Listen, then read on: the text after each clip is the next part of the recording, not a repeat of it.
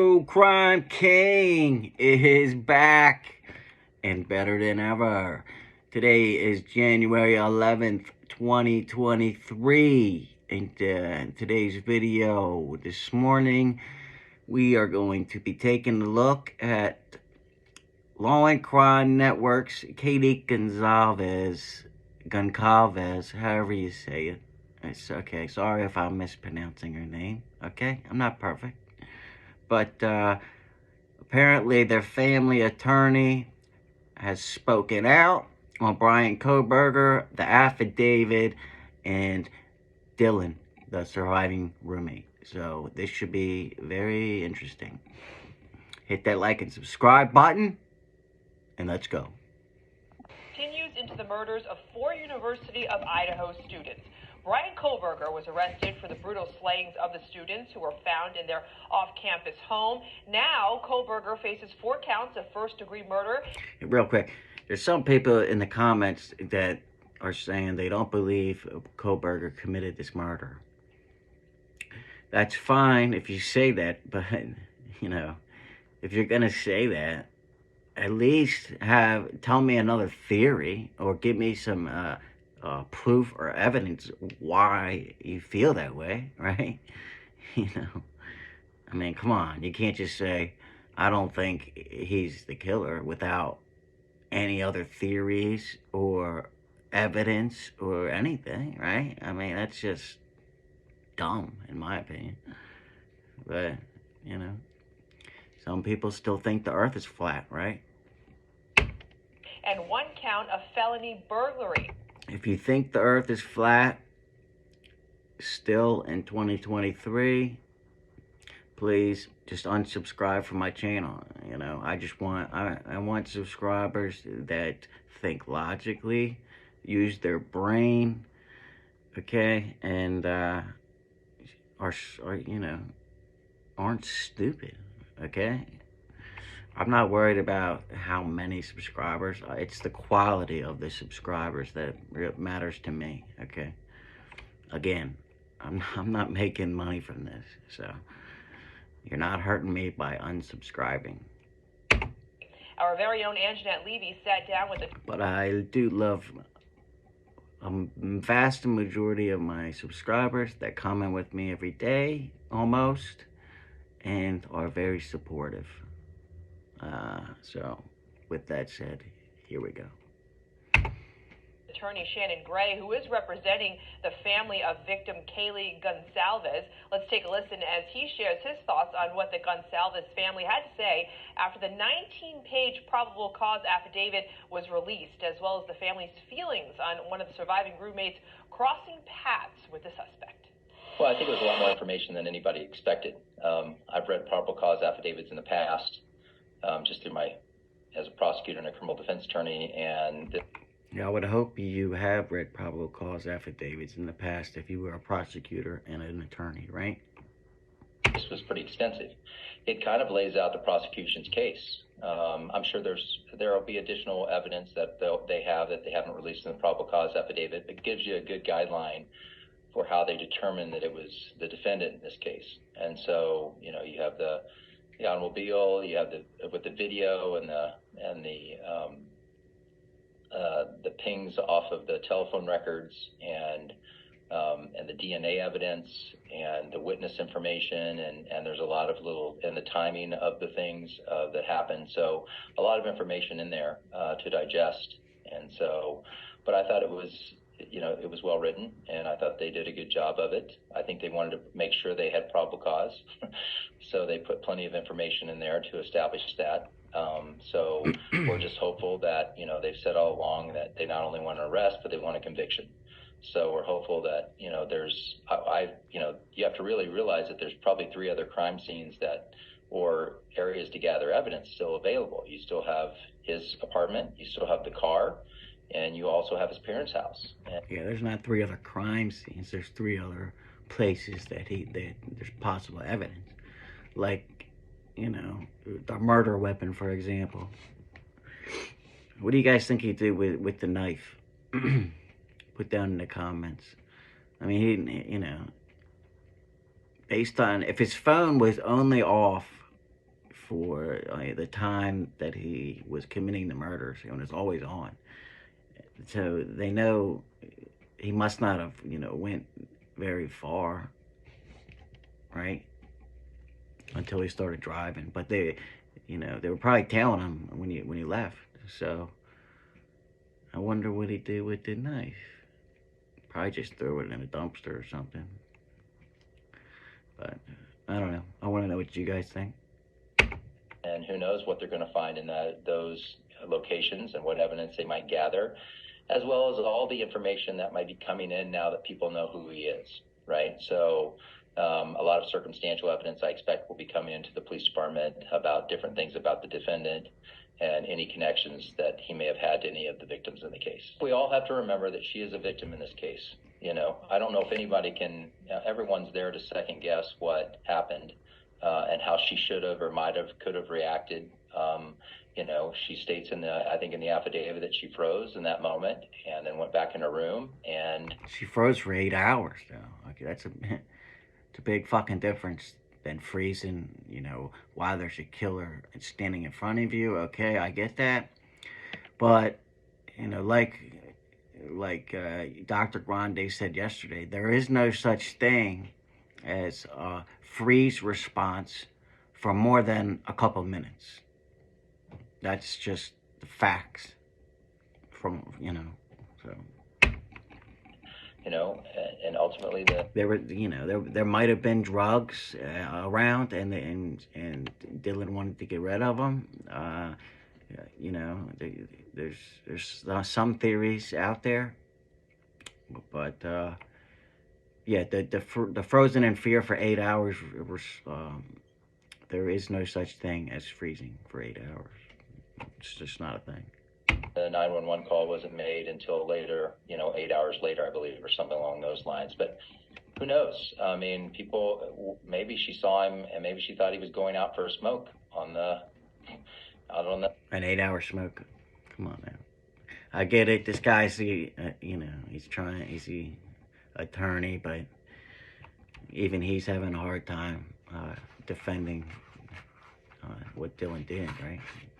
Out on the deck and coming back in. Who knows what was going through her mind? But I don't think anybody should be putting any blame or anything on her about anything. And the family feels the same way. She's going through a traumatic... Well, and nobody's putting blame on her. We're just saying if she acted faster, someone could have been saved here, I mean, who knows? Kaylee could have been saved. We don't know. We don't know if it took him, might have took him 8 hours to bleed out, right? Who knows? Maybe, one of them had their legs and their arms and they were cut and they were immobile, or all of them were immobile, but one of them was still alive. And if the police had gotten there a couple hours sooner, one of them or 2 or 3 or all of them maybe could have survived. Who knows? We don't know yet, Incident where she had 4 roommates that were murdered.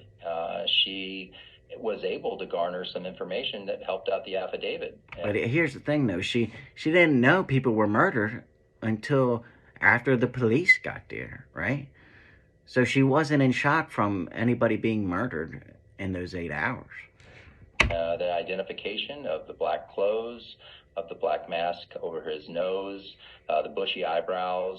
And if that's the case, right, then she didn't know that was a killer that just left. So she couldn't have been frozen in fear if she didn't believe that was a killer in those 8 hours, right? Because she didn't know anybody was even dead. Let me know what you guys think about that, please. Approximate height, approximate build, very critical to the investigation. I mean, if they bring in a guy that's 6'6" and doesn't match the description, right, then you have a different... Well, I believe she described the intruder as 5'10" or taller, right? So, who knows? He could have been 6'6", 5'10" or taller, right? Now, if he was 5'7", then they could probably rule that guy out, right? It seems in line with what the defendant looks like in this case to a certain degree. So, and maybe they find dark clothes and they find a dark mask in some of the locations that they've done. So she's really, I think everyone should be praising her for getting an identification and being able to give that solid information there and not look about what she. Well, here's the thing. They would have found KoHberger either way because his DNA was on the sheath, right? The leather sheath, and he says he's a vegan, but and then he had an Elantra, and all those things added up, right? So they didn't catch KoHberger because of DM's, Dylan's, description of him. He might have or could have done, because we have no idea what mental state she was going through at that time. It's easy to criticize. It's harder to be kind nowadays. So, everybody's got their idea of what could have, should have, or would have done, and just show her some kindness and grace. If I'm pretty sure no one. Well, it's hard to show her any kindness or grace if she doesn't come out and, and tell her, and we can't speak to her, right? One's more critical than she is of herself on things. So I don't think anybody needs to beat her up and anything. And the reality of it is she's providing really great evidence regarding the identification of the defendant in the case, and that's pivotal. All I'm saying is I think the GonCalves family would change their mind if the coroner said that, Kaylee was bleeding out and could have been saved if 911 was called, let's say, within 30 minutes, right? Maybe they would have a different outlook on that, right? I think it is pivotal in a prosecution, having someone that can give in. Or think about like any of the families, right? What if their kid could have been saved if 911 was called a little earlier? That's all I'm saying. An identification of the general, build and what he looks like and things like that. So. All right, and with that, I'm joined alongside criminal defense attorney Bryan Silver and criminal defense attorney Kaylee Family. Welcome, guys. Thank you so much for joining me. Bryan, I'm going to start with you. You just heard Shannon Gray there talk about the victim's roommate there. What are your thoughts on her encountering the killer and waiting so long to react? So a couple things come to mind. I think it comes down to two possibilities. First of all, she had a bone-chilling encounter with this guy. I mean, just think, you're a homeowner, you're in your house. Everyone's worst nightmare is some guy is in their home at 3, 4 o'clock in the morning who doesn't belong there. I mean, if there's ever a case for the Second Amendment, I think this is it. But Dylan didn't know if he belonged there or not, right? That's what she said. Let's see what he said. Right? However, the other side to it is 8 hours does at that time seem like a rather long period of time to call the police after 4 of your roommates have just been slashed to death. It definitely raises a legitimate question. I don't think there's anything wrong with asking a question. Certainly when an arrest has been made and someone is looking at the death penalty. Yeah, I mean, there's nothing wrong with, me or anybody asking why she waited that long, right? It just seems like there was something else up. That's all I'm saying. I can't speak for anybody else. But I know, a lot of my subscribers feel the same way. So, and millions of people feel the same way. They just want to know why, right? For their actions in regard to this case. I think the tough questions do have to be asked, and the tough questions do have to be answered. But it can be done without putting blame. It can be done without pointing a finger. But certainly, I'm sure the defense team will want to know, why was there an 8-hour gap? I mean, the normal reaction would be to immediately call the police. Now, I understand someone might be scared, they might be in fear, of course, but 8 hours is a very long time. And the question that comes to my mind that I would like to know is, how did this guy make entry into the home? Did he break in, or was he not? Was he able to make access without breaking in? And I think that's another thing that needs to be looked at. Yeah, you know, I mean, we know how he got out because Dylan said she watched him walk out the sliding door. I would assume that's how he got in then, if that's when he went out, right? But was the door open, right? Did he have to jimmy the door, the sliding door open? Or did somebody let him in the door, right? We don't know. Well, the past few days, we've learned so many new details in the affidavit. Kesia, what do you make of the 19-page probable cause affidavit? What stood out to you most? That there was definitely... Did he go in, with DoorDash? But I don't think that happened because apparently Kaylee said that, Dylan heard Kaylee say that someone was in the house. But I don't know if once they realized that somebody was in the house, why didn't they all run, right? I don't know. An investigation. We have to remember that there a lot of questions. was thousands of tips and calls into the community, and what a relief, not only for the family but for the community. And the officers in this case had to basically shift through all of the tips that came in, and they wanted to make sure that they had sufficient probable cause to make this arrest, in which they did. Although this case is certainly circumstantial, we have DNA evidence that was found on the But if Dylan was on the second floor, right, and watched him walk out the slider that was on the second floor, then how did he get down from the balcony, right? Did he just jump off? Or am I mistaken? And he how would she see him walk out the bottom floor sliding door? If her bedroom is on the first, if her bedroom was actually on the second floor, and that's where she saw him, right? Because her bedroom is next to Xana's bedroom, which is on the second floor. And she said she watched him go out the sliding door, and there's a slider on the second floor. So how did he get down from the balcony? Did he jump off? Did he hang off? Or did he use that ladder? Or is something not adding up? Or am I just getting it totally wrong? Let me know in the comments.